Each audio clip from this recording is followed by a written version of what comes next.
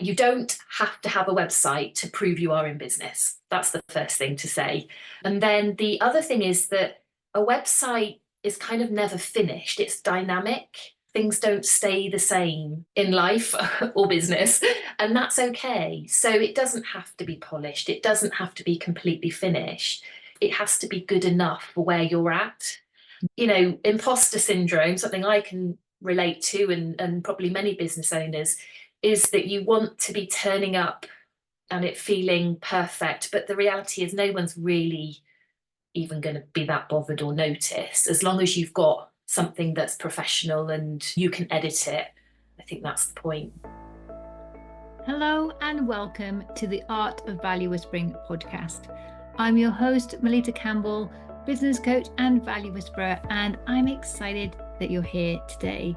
As you may have heard me say a few times before in my introduction, the reason I do what I do and started this podcast was because for too long, I've noticed that talented experts with a service-based business like coaches, consultants, and freelancers have been losing out not just to the competition, but they've been losing out on opportunities to attract the right clients, the right opportunities, and have that chance to create an impact that they feel proud of.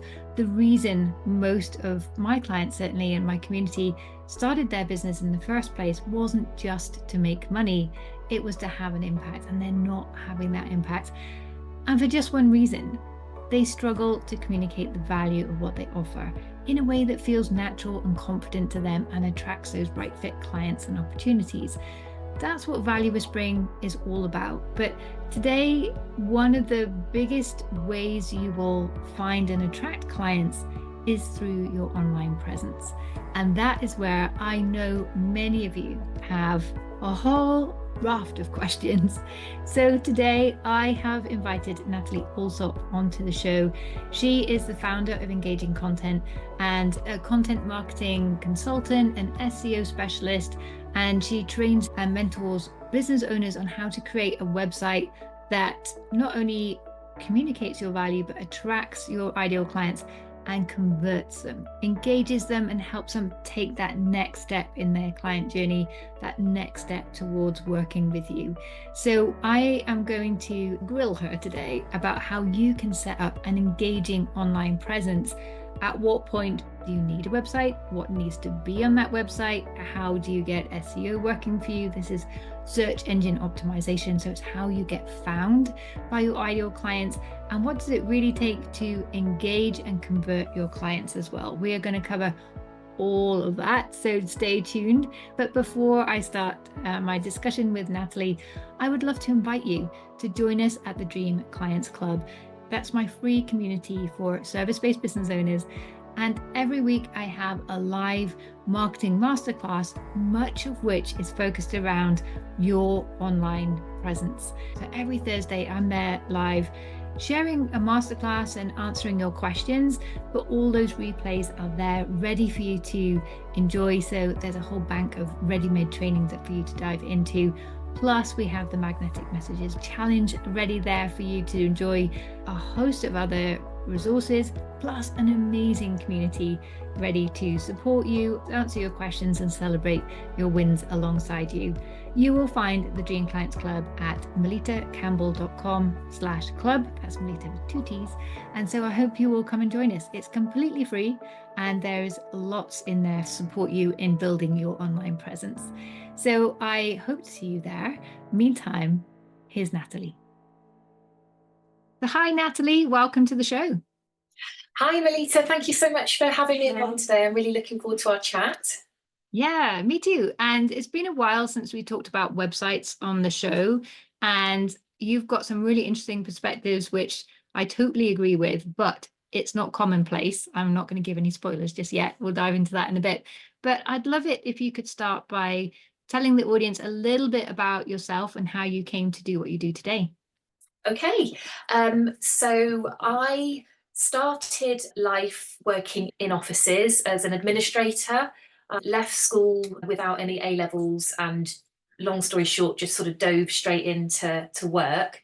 And then I figured out all the things I didn't like doing, which was actually quite useful.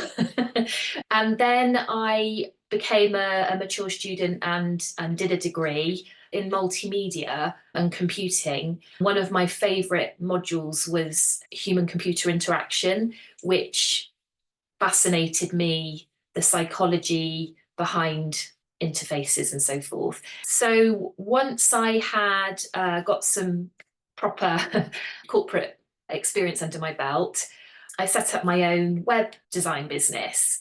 And I kind of always knew I wanted to be in business. I like troubleshooting, I'm good at problem solving, that sort of thing. So for many years, I was building websites for clients and small businesses.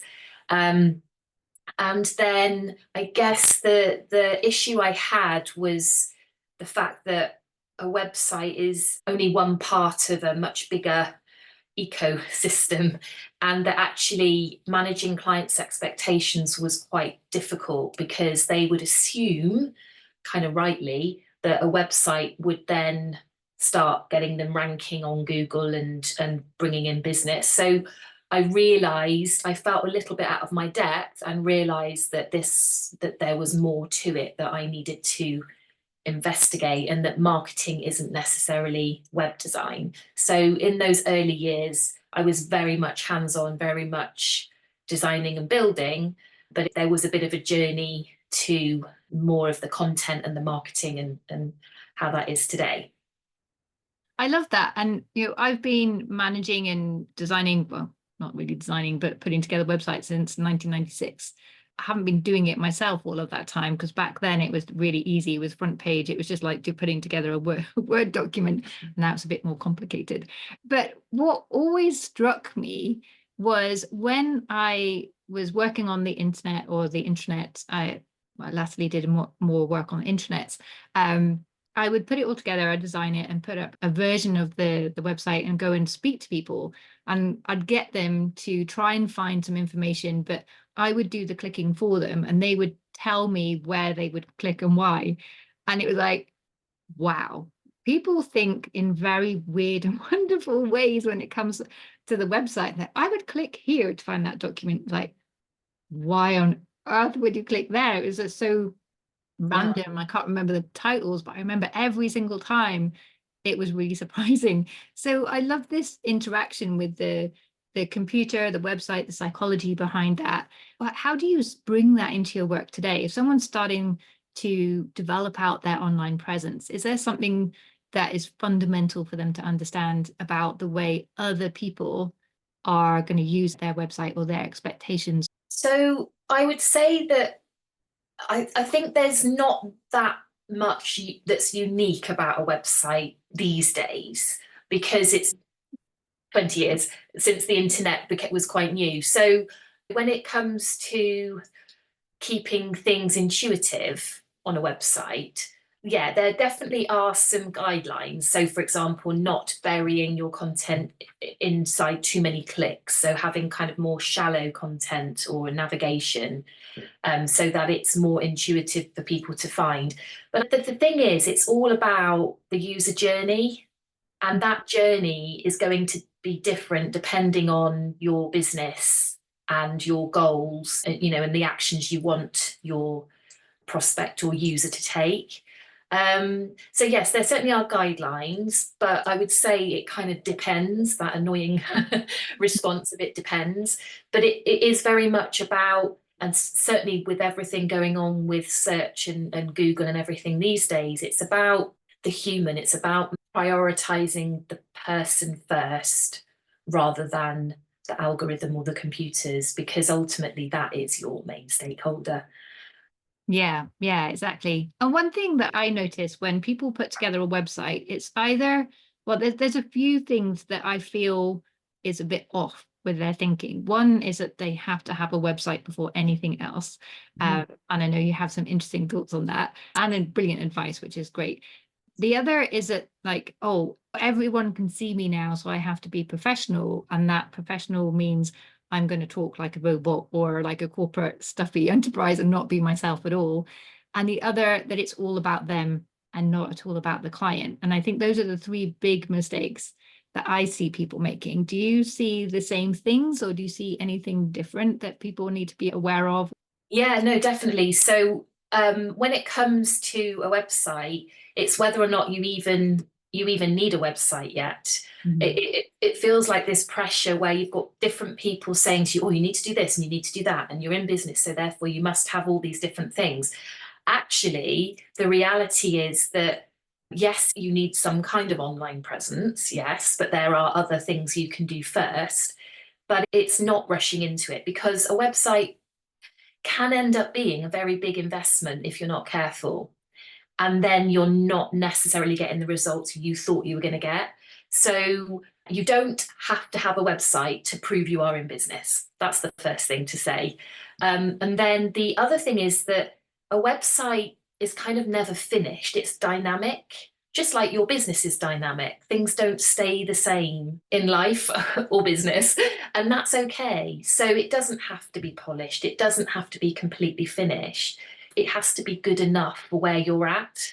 Mm. And I'm a big believer in, particularly with the amount of small businesses that are setting up or that are around, that you understand the process for yourself. So you're not relying on professionals to do all of it, but you're being enabled and knowing how to do it yourself because it's a tool in your armory, if you like, that is really important. So why shouldn't you have that control to do it and that knowledge and so forth?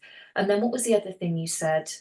About So, being too professional and pushing out information about you that you think people want to hear, rather than thinking about yes, who is my client and writing it for them. yes, yes. So a classic mistake is talking about what you do, and nobody is really interested.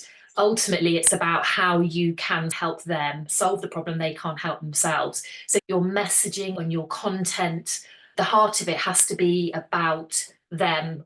And there's that wonderful book by Donald Miller, Story Brand, where talks about the hero of the story and then the wise guide. So we're the wise guide. It's not about us. There's a point when it's appropriate to talk about what we do and what we know, but ultimately you need to be putting them as the hero of the story because that's going to resonate a lot more quickly. And that does take a bit of time to figure out. And the thing is, it's about testing your messaging and your content.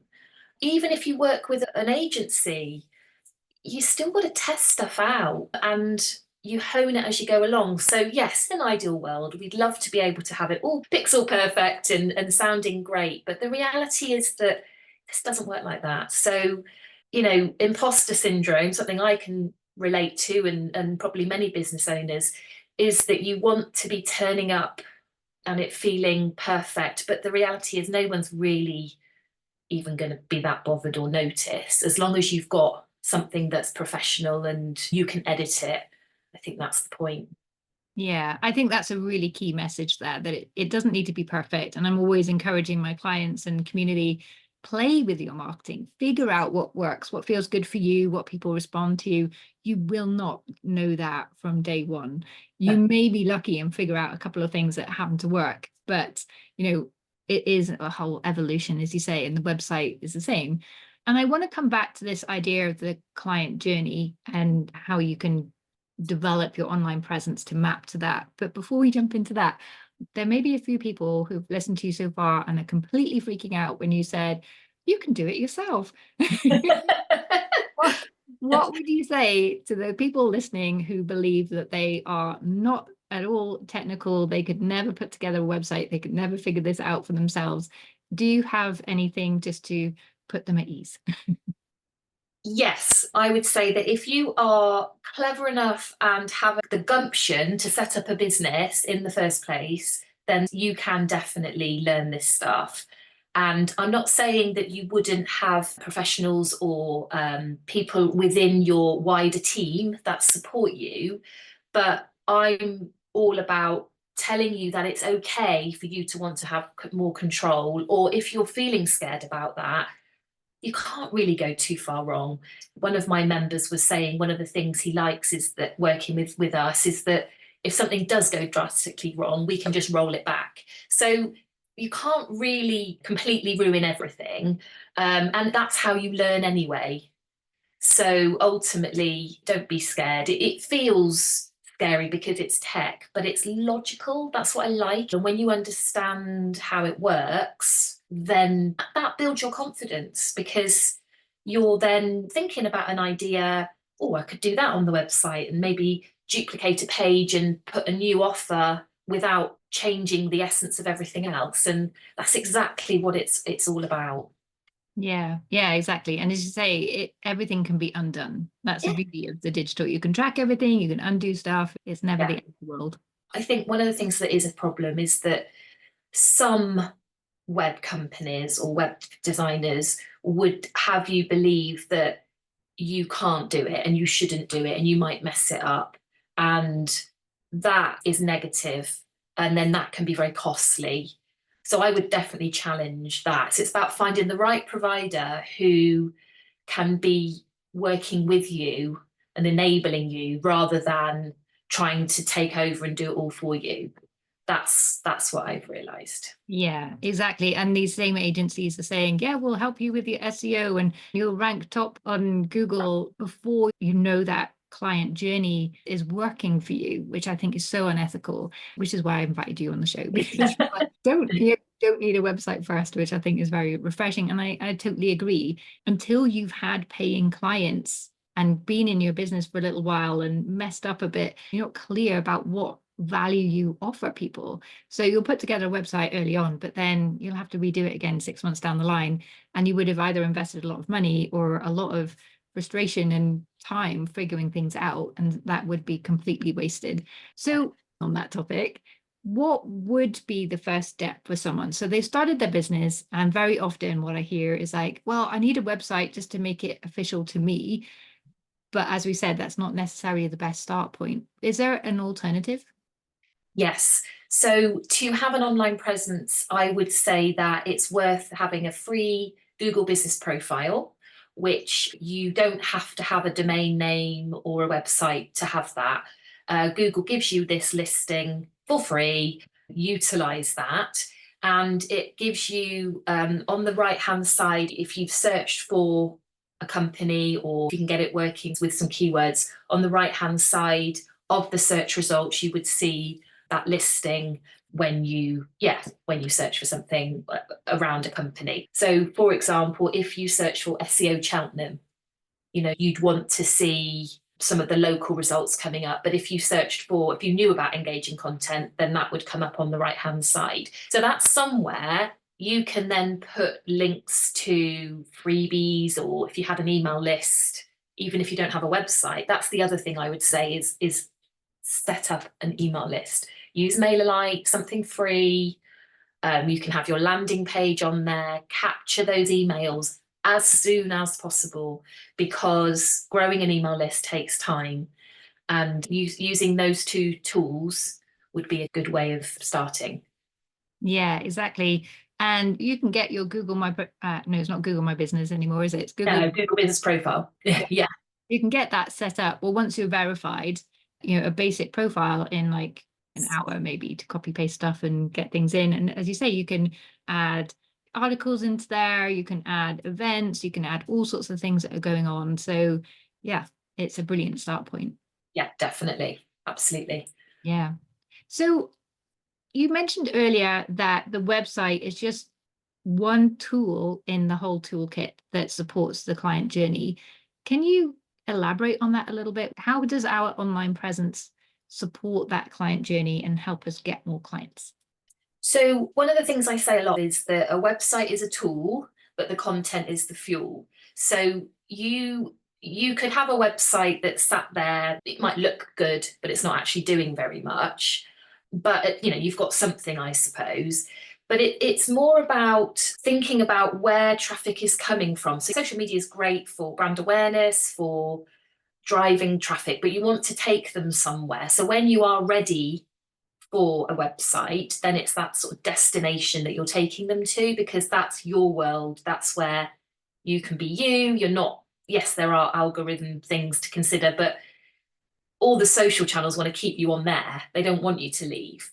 But actually, the benefit of bringing them to your website is that you can get them to then take that next step and get to know you, but also that it's that central place to house all of your content and all of your the knowledge and expertise, and be seen as that authority in your niche. Does that answer your question? Yeah, as you say, you need to have that central place to drive people to. It reminds me of when I was a mum of toddlers, when you had these two little toddlers who would go off in every direction apart from where you wanted them to go. So it was always Yeah. that gentle nudge. No, over here, Yeah. this is where the good stuff is. There's ice cream if you continue going this way. And I kind of feel that all of my articles online, all of my social media content, my community, everything is kind of like shuffling people in the direction of my website, because there they can really start to immerse themselves in every way I can already start to help them. Yes. And even before they become a client, I believe the minute they land on my website or in my world, they already become a client, someone that I'm helping through Yes. my content and my community and weekly training, things like this.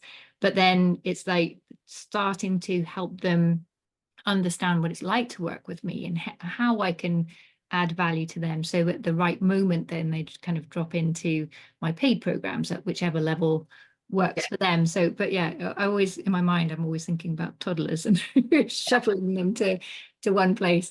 So I heard the statistic that 99% of the people that land on your website have never heard of you. So that the best way to think of your website is that introduction to someone who has no clue who you are. Do you agree with that? Is that what you know? I didn't know that stat, but I would say that your website is a digital representation of you. So it's working when you're not. And I love sonifying it in that way. It's got a really good job to do. It allows people to come and check you out and lurk without making themselves known, which we all like to do. And when it's set up and working in the right way, it can be like that salesperson that's much cheaper than employing somebody. A website can do so many things. So yeah, you definitely need that central place to bring them to. But then it is about, well, how are you going to get them to take that next step? What is that next step that you want them to take? So for example, in my world, either you have a website already and something's not quite working, or you don't have one at all and you're looking for direction. So it's like really zooming out and thinking about meeting your prospect where they're at, so that then they'll go down one path or the other. And you don't need to have everything out on your website all at once. There can be content that is sort of hidden but is accessible as they go through that journey, rather than putting it all out to show, rather than having all these handbags and shoes and hats and everything and just putting them on and wearing all of them because you can. You don't need to do that. You can just choose the ones that are important, and then, as I say, lead them on that journey and into that content as they go further into your world. And that's where I guess funnels and so forth come in. Yeah, I think that's where understanding a little bit of biopsychology helps. Like, what do they need to know first, second, third? What is that journey that they go on, and how can you therefore support that through the way you structure your website? It's always really interesting, because we always think, oh, they land on my website to learn about me. It's like, no, they don't. Really don't. Yeah, exactly. And a lot of that, a website, we're answering questions, we're trying to solve problems. So market research of, saying earlier, what people are actually doing and what they're actually wanting is quite different to what you think it is. And so people that have worked with me in my group program and other ways have been able to get their audience to tell them what they want. And so then they can start to craft that around them, what they want, rather than what you think they want. So market research is a huge part of that, and something you can do quite early on. And just ask people, what are you struggling with? Tell me, because I find this even now, and you probably do. You'll think that you've got it nailed, your messaging, and then somebody will say something and you'll think, no one's ever said it to me like that before. That is obvious and so perfect. So you can capture that and then use that. So yeah, get people to tell you what they're looking for, what they need help with, because that's where your messaging and your offers and so forth start to come together. Yeah, exactly. Get your clients to write the content for you. And it's so much easier now, because you can just hang out in LinkedIn and Facebook groups with your ideal clients, see how they describe their problems, their challenges, their dreams. And through sales calls and purposeful marketing calls, we can start to find out more about this as well. It's all about just taking a bit of time to listen. Yes, And as yes. you say, they describe things so brilliantly. It's like, that's what I've been trying to say. Yeah, exactly. So that takes time as well. It doesn't happen overnight. Listening is very, underrated. We need to listen more. So one thing that you talk a lot about is SEO, and we touched on it very briefly earlier, but I'd love it if you could give us a little bit of insight as to the power of SEO. Do we need to focus on that, and how can we do it in a way that feels human? As you said, these days the search engines really want a human first website, and not one in my first websites for SEO I used to do keyword stuffing, where you just put a whole heap of keywords at the bottom of every page and then make the text white so no one else could see it. Exactly.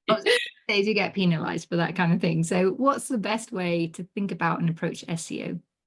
Okay, so SEO, search engine optimization, what it means is that there's almost a bit of manipulation going on. So what you're trying to do is you're trying to get your website to not only speak to your ideal customer, but also be in such a format that the search engines can discover it, can understand it, and can start to order and use your content to answer questions and be put in front of users' queries, ultimately.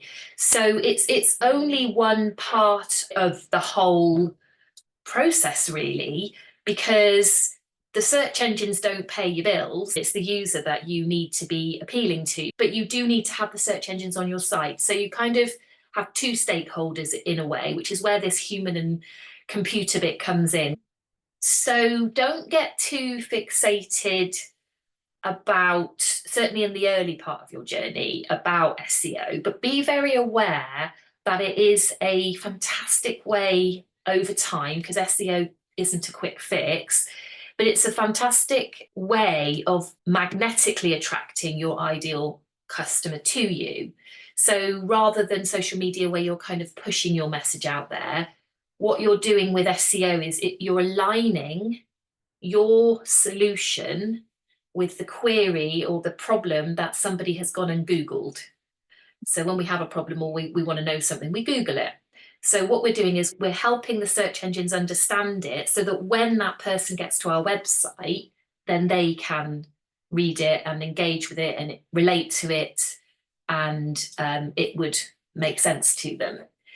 And also the other benefit of SEO is that when you know how to, particularly with blogs, find topical blogs and keywords and things that your ideal client would be interested in, once you can start creating the right content, again, not putting out there what you think is what people want, but actually you've heard what they need, what questions they have. So you've created content around that.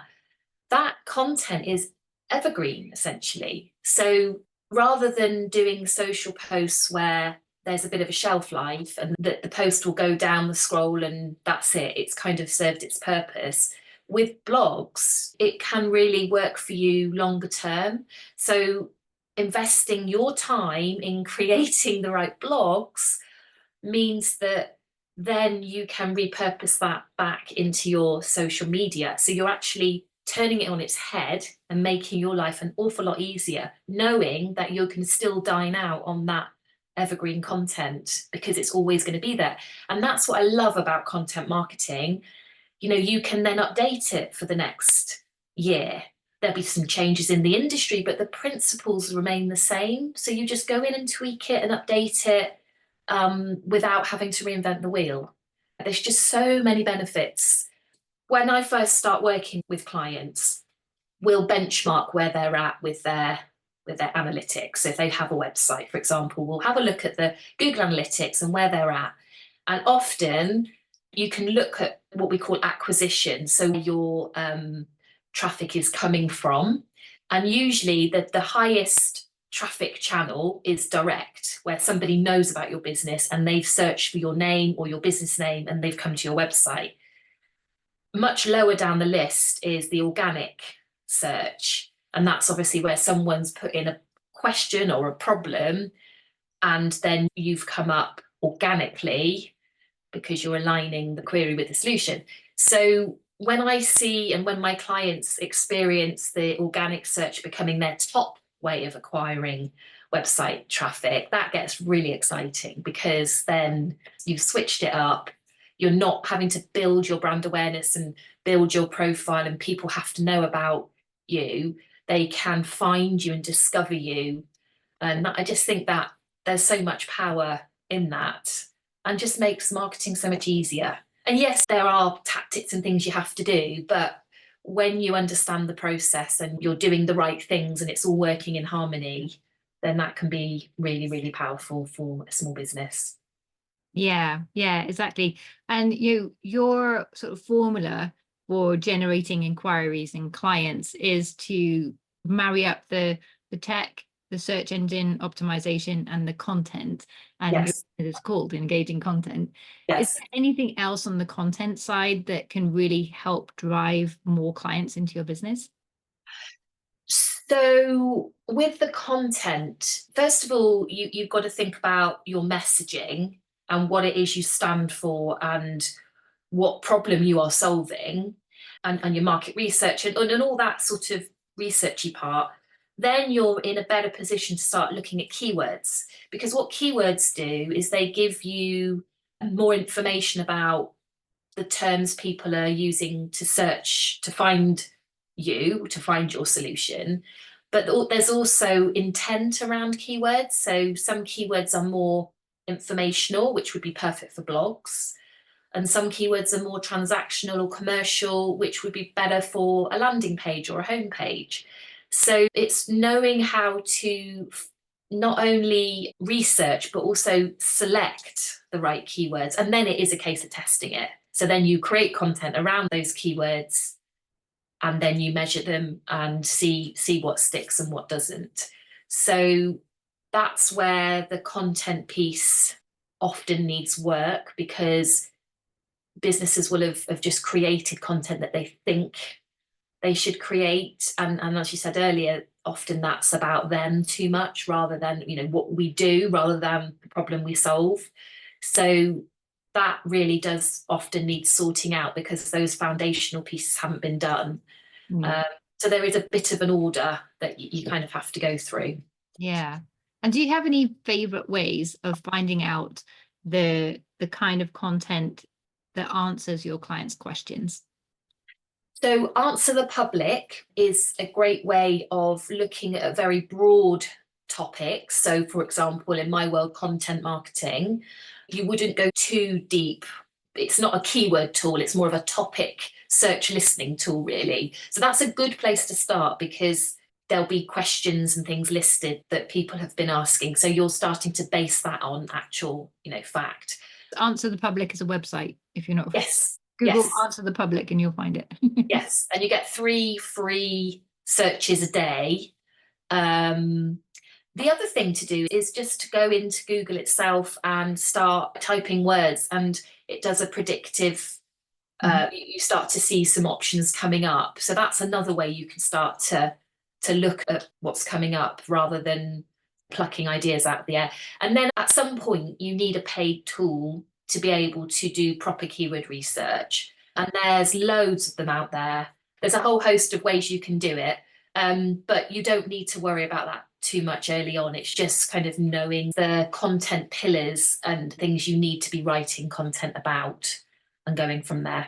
Yeah, brilliant.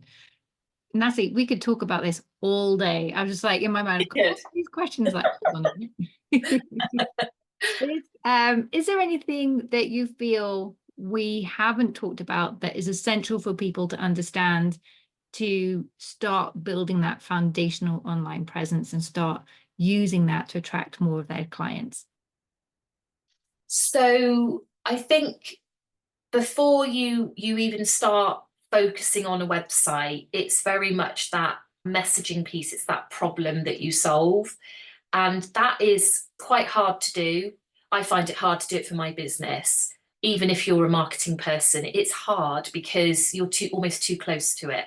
But if you can work with somebody who can help guide you through that process, because it's almost quite collaborative, where you're almost having a conversation. But I see so many businesses that have, perhaps they've done their ideal customer avatar, but they're still not getting the results. And it's because they haven't really gone deep enough on that problem that they solve.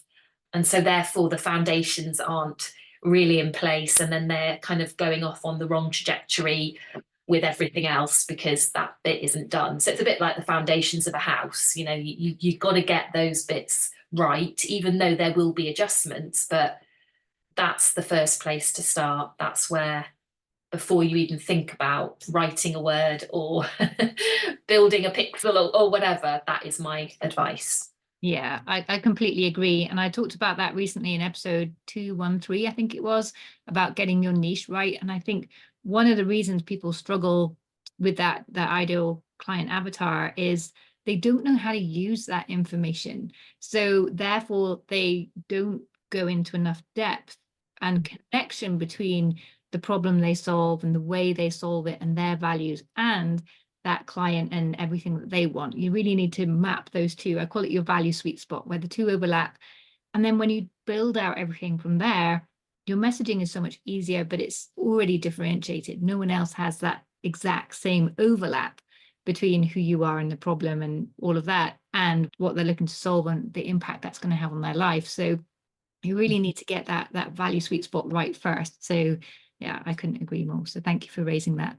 Yeah, and I think that point about, yes, customer avatar, all of that is important, but it's further down the line, because ultimately you solve the same problem for different types of customers or clients. So how you convey that and write that content for that different type of customer is going to be different. You still, all roads lead to London. It's just you're talking to them. And that's where I think people struggle, because they've gone too far with all the different types and not with the problem that you solve. So yeah, we're definitely speaking the same language in that respect so much. Yeah, but as you say, it's so hard to do for yourself. And a lot of my clients have a marketing background. They're experts in branding and communication. And they're like, I do this for my clients, but I can't do it for me. Myself. Sometimes it's because you can't see the wood for the trees, but sometimes you can't really even identify which trees are important and valuable, because sometimes our value is mixed in with not just our education and our problem solving, but all the mistakes we've had and the lessons we've learned. And it's all, for us, all mixed up, and we can't quite see, oh, this thing that I learned in a really difficult way is really valuable for other people. We're just like bogged down in that was really hard. Yes. Yeah, and it's that imposter syndrome again of, well, nobody's going to be really interested in that, and how is that relevant? But actually, often we are our ideal customer. We have walked that path. We have solved that problem for ourselves, which is why we're so perfectly placed to then help them solve it, because we've done it. And bringing that uniqueness of us into our business and the way we would talk and the way we would explain things. There's plenty of people doing what we do, but people by people, they buy into the way we've explained it and we've done it for ourselves. Yeah, I had a session with a client just this week, and she'd done all the workbooks and everything in the program, but she couldn't see how she was different from every other person that was doing what she did. But as soon as she started to talk me through it, it became so clear to me that she had a very different viewpoint and was coming from a very different space and was highly differentiated. And then I fed that back to her. Suddenly, she started talking to me about that particular aspect of her work and the outcome. And she was so passionate, so excited. And we've kind of mapped out just so much content she can share around that, because she was really excited. And she's not just starting a business now, she's starting a movement, which was so exciting, but hard to do for yourself. You just wouldn't see it. Yeah. Yeah, no, definitely. Definitely. You need some help. And something I always say is, you have the answers, you just haven't been asked the right questions. And that's the job we do, is to almost capture that into a stream of consciousness and then, collaborate and sort of feed that back, as it were. Yeah, exactly. And it's more fun that way too. Exactly.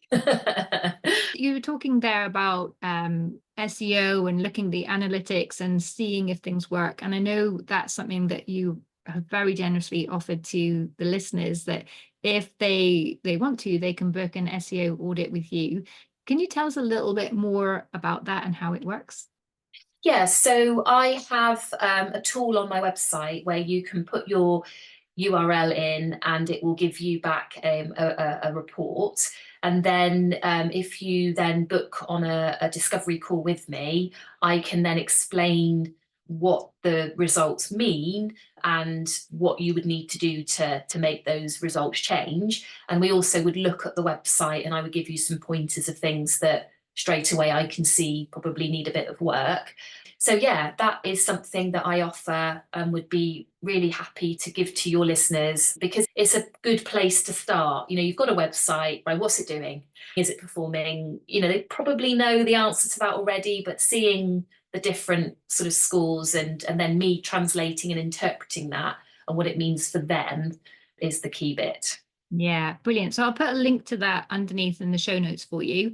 But if people want to know more about how you work, and I know you offer people who aren't ready for the website yet the opportunity to work with you to build out that Google Business profile. Where's the best place for them to find out all of this information and connect with you? So the best place is my website, engaging-content.com. I'll give you the link to the page where I talk about the sweet spot of what your website needs to be doing in working in harmony. That's the best place. Cut out the middleman. Just come to my website. Yeah. Brilliant. Excellent. Natalie, thank you so much for your time. I've really enjoyed this discussion. Thank you. No, me too. It's been really, really good. And as you say, we could talk about it all day. I know. Maybe one day we will. Thank you. Thank you for joining us today. I hope you have found this episode helpful and you now have a much clearer idea of how to build your online presence, when you need to start thinking about your website, what to put on that website, and how to use your online presence as part of your customer journey. If you have enjoyed the show, then please do leave a review on iTunes or Spotify. It's a great way to thank Natalie for her wisdom and a great way to help other entrepreneurs to find the show. Also, don't forget to come and join us at the Dream Clients Club. You'll find us at melittacampbell.com/club. And there you have all sorts of training, tools, and weekly live marketing masterclasses to help you, amongst other things, build your online presence. So I do hope you will join us there. It's also a great community and where you can discuss the themes coming out of this week's episode.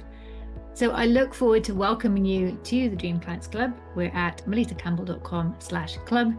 Meantime, there's lots more tools, tips, and inspiration coming up for you next week. I look forward to seeing you again then. Bye.